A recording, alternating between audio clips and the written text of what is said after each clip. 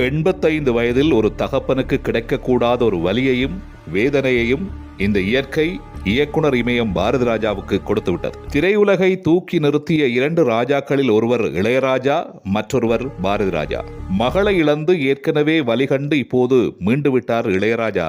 ஆனால் பாரதி ராஜாவால் மகன் மனோஜை இழந்த வேதனையிலிருந்து மீள முடியுமா என்றே தெரியவில்லை. அந்த அளவுக்கு ஒடிந்து விட்டார். மகிழ்ச்சியாக சந்தோஷமாக இருந்த ஒரு குடும்பம், தந்தைக்கும் மகனுக்கும் அப்படி ஒரு உறவு. தந்தையை நினைத்து பெருமைப்படும் மகனாக மனோஜ், மனோஜை நினைத்து பெருமைப்படும் தந்தையாக பாரதி ராஜா. இந்த இடத்தில் பாரதி ராஜாவோடு இணைந்து நீண்ட காலம் பணியாற்றியவரான கவி பேரரசர் வைரமுத்து எப்படியெல்லாம் புலம்புகிறார் என்று பாருங்கள். மகனே மனோஜ், மறைந்து விட்டாயா? பாரதி ராஜாவினுடைய பாதி உயிரே, சிங்கம் பெத்த பிள்ளையே, தகப்பனை தவிக்க விட்டுவிட்டு தங்கமே இறந்து விட்டாயா? உன் கலை கனவு கலைந்து விட்டதா?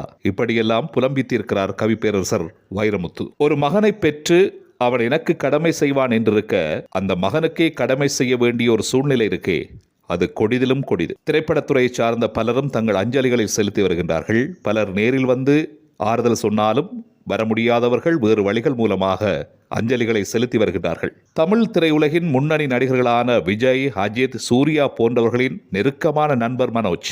90களில் பிறந்தவர்களுக்கு இவரை தெரியாமல் இருந்திருக்க முடியாது. இவரது திறமை புரியாமல் இருந்திருக்க முடியாது. 99இல் தாஜ்மஹால் என்ற திரைப்படத்தின் மூலமாக தந்தை பாரதி ராஜாவால் அறிமுகம் செய்யப்படுகிறார். அதைத் தொடர்ந்து சாதுரியன், சமுத்திரம், அல்லி அர்ஜுனா, வருஷமெல்லாம் வசந்தம், ஈரநிலம், அண்மையில் வெளிவந்த சிம்புவின் திரைப்படங்களான ஈஸ்வரன், மாநாடு போன்ற திரைப்படங்களில் நடித்திருந்தாலும் கூட சினிமாவில் நினைத்த இடத்துக்கு போக முடியவில்லை, சாதிக்க முடியவில்லை. சினிமாவில் வாய்ப்புகள் குறைய தொடங்கவே இயக்குநராக அவதாரம் எடுத்து தற்போது வரை முழுநேர இயக்குநராகவும் மாறியிருந்தார். இளம் பருவத்தில் அமெரிக்கா சென்று திரைப்பட இயக்கம் தொடர்பிலே படித்தவராம் மனோஜ். உங்களுக்கு தெரியும், சங்கரனுடைய திரைப்படமான எந்திரன் திரைப்படத்திலே உதவி இயக்குநராக கடமையாற்றியது மட்டுமல்லாமல் அந்த சிட்டி ரோபோவுக்கு டூப் கேரக்டராக ரஜினியோடு இணைந்து நடித்தவரும் மனோஜ் தான். இப்படி போய்கொண்டிருந்த பாரதி ராஜாவின் ஒரே மகனான மனோஜினுடைய வாழ்க்கையில் கடந்த மாதம் ஓபன் ஹார்ட் சர்ஜரி ஒன்று செய்ய வேண்டியிருந்தது. அதற்கு பிறகு சினிமா வேலைகளை எல்லாம் ஒதுக்கி விட்டுவிட்டு கிட்டத்தட்ட 1 மாதமாக வீட்டில் ஓய்வில் இருந்திருக்கிறார். அப்போதுதான்